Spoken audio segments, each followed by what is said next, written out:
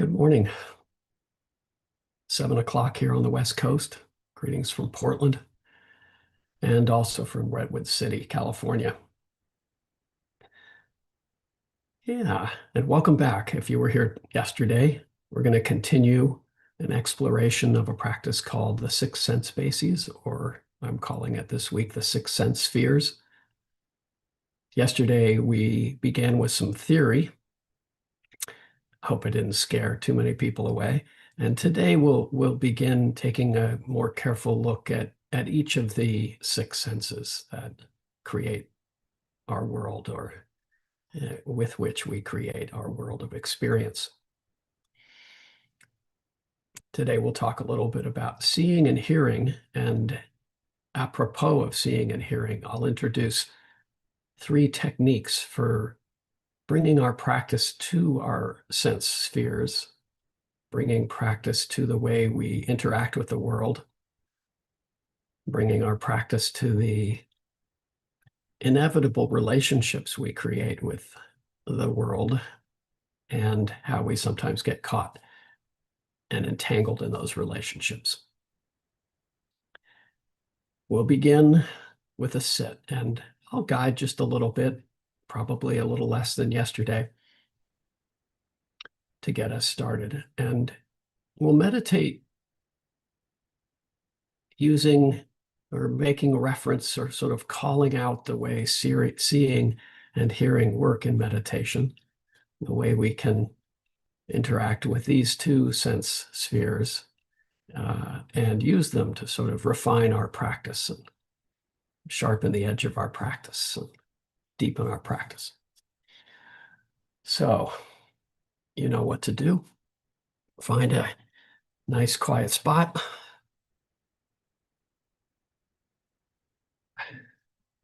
Find a posture that's some combination of, or that supports a balance of alertness and ease, bringing the eyes down or closing the eyes if that's comfortable.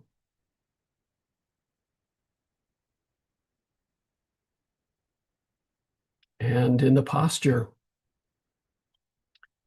we also create balance, balancing effort and allowing, or energetic presence and ease.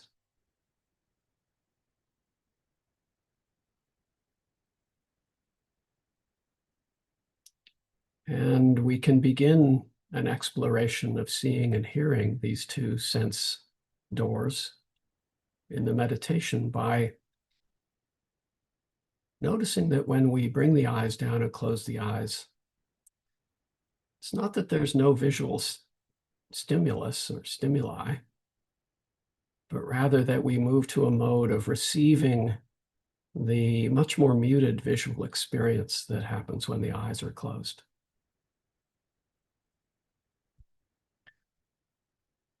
And we can open our attention as we settle in with the body sitting here and the breathing happening. Open our attention to the sounds within us and without, the sounds around us. They may be faint or distant, they may be close at hand.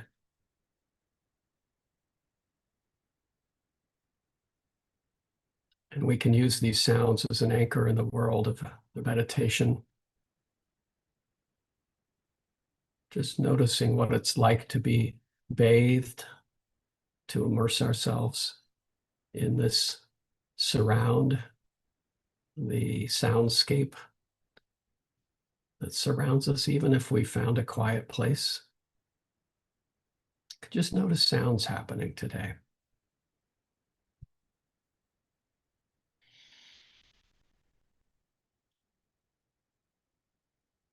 Can notice a sound and then return to the breathing. And perhaps a specific instruction for this morning is to notice when sounds become unpleasant or irritating, when sound becomes noise. Just noticing the mind's involvement there. And maybe placing a gentle label on sounds that says just sounds, or just sound happening, just sound arising.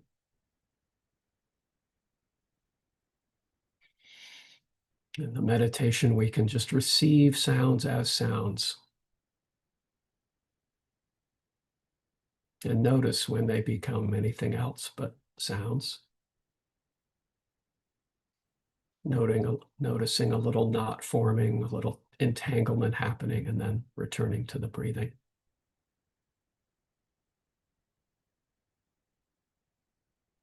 Just sounds, just sounds arising and passing.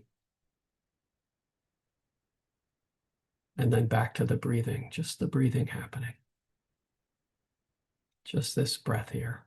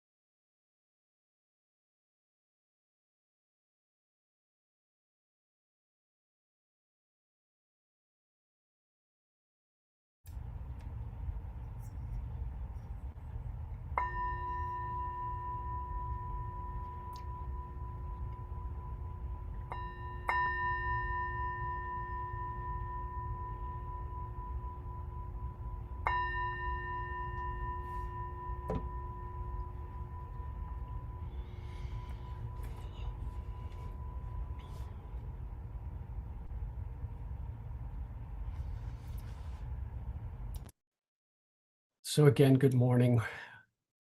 Greetings and welcome from Redwood City, California, where IMC is located, and from Portland, Oregon, where I find myself this morning. We'll continue with an exploration of the teaching called the six sense spheres. Yesterday gave sort of a theoretical introduction to this teaching, the way it's presented in the texts that come down to us. And then today, tomorrow, the rest of the week, I'll sort of take a look at each of a couple of senses each day to sort of give a sense of how we can think of this practice making its way into our lives in a way that supports our practice and helps wake us up, helps us see clearly. So today I'll talk about seeing and hearing, and I think in the description I call this sights and sounds, trying to sort of set some of this teaching in the context of the holidays coming toward us. Maybe the holidays already underway. Certainly the season of active encouragement of wanting and attachment, the shopping season is upon us. So today, talk a little bit about seeing and hearing. Seeing and hearing present an interesting contrast in a number of ways, and are a good way to get into the sixth sense sphere teaching. We live in an era that some scientists who study the senses think of as, or refer to as, the visual era, the era of sight. We live in a world, in case you haven't noticed, dominated by visual imagery, and most obvious at present in our handheld devices and the constant presence of screens all around us. Before that, an earlier generation, I am probably speaking here to some people like myself who remember television, which of course played an important sort of role in that visual sphere.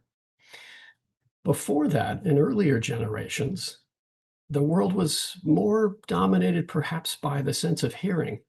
Before television, radio, for example, the spoken word, the train or factory whistle, the church or temple bells, the sound of tradespeople or merchants hawking their wares in the street, live music, the sounds of the natural world, including animals.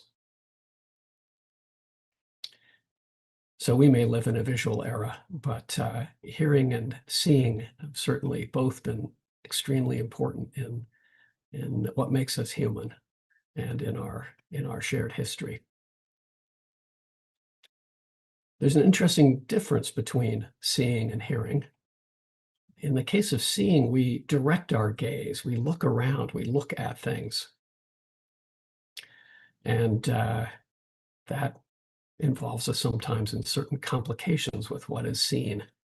Whereas hearing, the large part of hearing is passive. We receive sounds, we allow sounds to enter. Sometimes we turn our heads to better locate a sound, triangulating. And yet, for the most part, we don't choose where we direct the ears.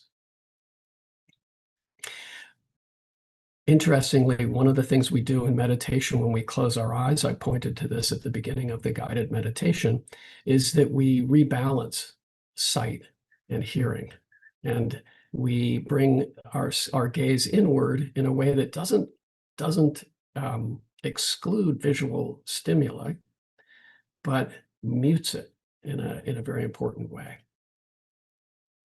And as I pointed to in the guided meditation, sounds can become an important part of meditation, that important place to establish mindfulness that allows for a very easy way of receiving sensory input.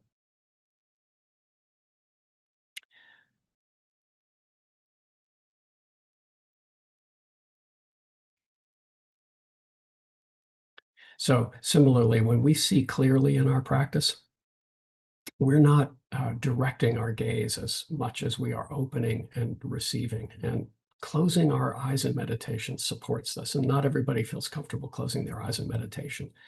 But when we close our eyes in meditation, we sort of can allow the mind to observe experience in a gentle, open, easeful way, and sort of sit comfortably in the flow of the arising and passing of experience, something that's much harder to do when the eyes are open and the seeing is happening. So one of the first things we can do, I said I would mention 3 strategies or tactics, and these are useful in each of the senses that we'll talk about. We can see them. We can start with seeing and hearing. And one of the first things to be aware of is when seeing becomes looking or watching, and when hearing becomes listening. There's a lot to be said for finding a place in the world, like in the meditation, where what is seen can just be seen, what is heard can just be heard without adding extra to those experiences. And you can notice this just walking around, that you look out the window, and there's a bunch of different objects available, and they can just be allowed to register. And you can notice when you pick out something that becomes the object of looking, watching, or observing. With hearing too, you can notice just sounds happening, as we did in the meditation, and you can be aware when listening is happening, and particularly where sound becomes noise, or alternately when sound becomes something that we sort of want to hear, music, for example, or conversation. You can notice the mind entering, adding extra, and a more complex experience arising.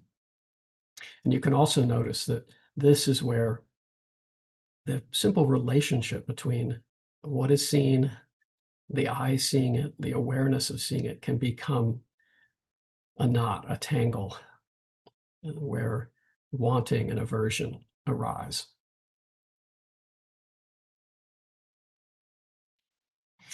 So there's nothing bad about this habit of looking carefully at our world and arranging things, organizing things. But the practice encourages us to become more discerning about how there are ways we see the world that get us caught up in it, and that produce, or with which arise, unwholesome or unskillful wanting and aversion. And the practice helps us find ways of seeing and hearing in the world that are freer and that lead onward toward greater ease and being awake in the world. So that's a first technique, just noticing where when seeing becomes looking, hearing becomes listening. 2 other techniques. The first one is a technique referred to in the ancient texts as guarding the sense doors, protecting the sense doors. And this is the habit of just being careful about what we direct our gaze toward. We come to know over time that certain objects of attention get us or encourage us to get caught up. And we can, in a sense, look away. We can guard take care of ourselves, protect ourselves by watching how we direct our gaze in the case of vision, what we listen to in the case of hearing, and so forth with the other senses. The second, and many of you may be familiar with that practice and that idea. The second one is the idea established in the Satipatthana Sutta, the discourse on the establishing of mindfulness, that directs our attention to feeling tone, the way early in the experience of something, apparently sometimes appearing as if it arises simultaneously, we become aware that a certain experience, something seen, something heard, is pleasant or unpleasant. And with that, frequently we lean in toward the pleasant and away from unpleasant. And this can be noticed as we notice that seeing has become looking. We can notice too that, this particular object of attention triggers pleasant or unpleasant, and we look toward or look away.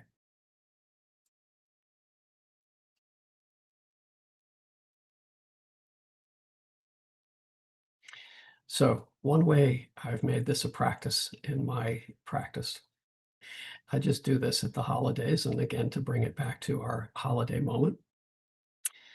I notice at this time of year that, as I said a moment ago, wanting and attachment are actively encouraged. You may have noticed this.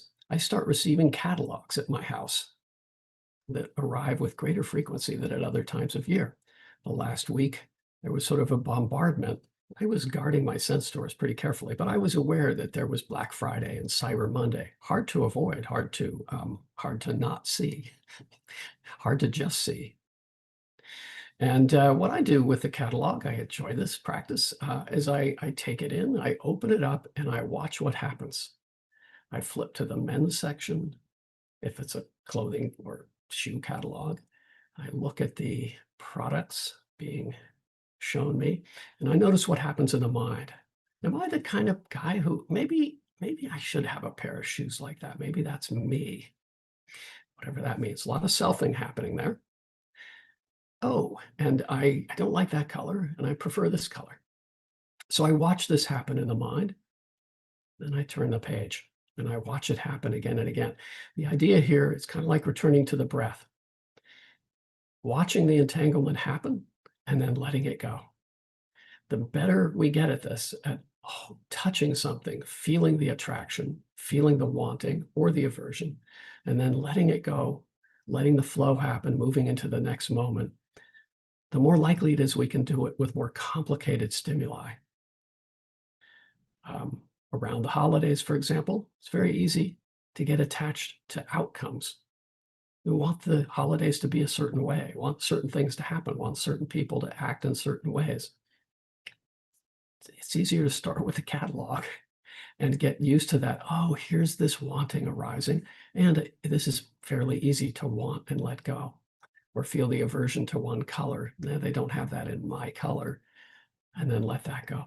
You can do this with catalogs. You can obviously do it online. There's no paucity of opportunities at this time of year to be aware that there's that encouragement to wanting and to attachment, and to let it work on us through the sense of our sight, through the sense of hearing, when that happens, and let it go.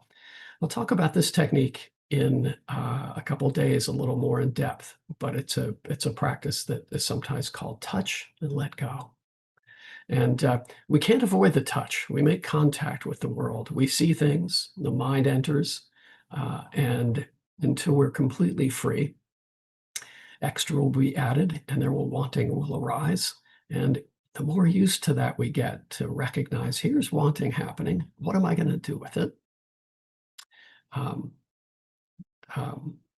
The freer we can become.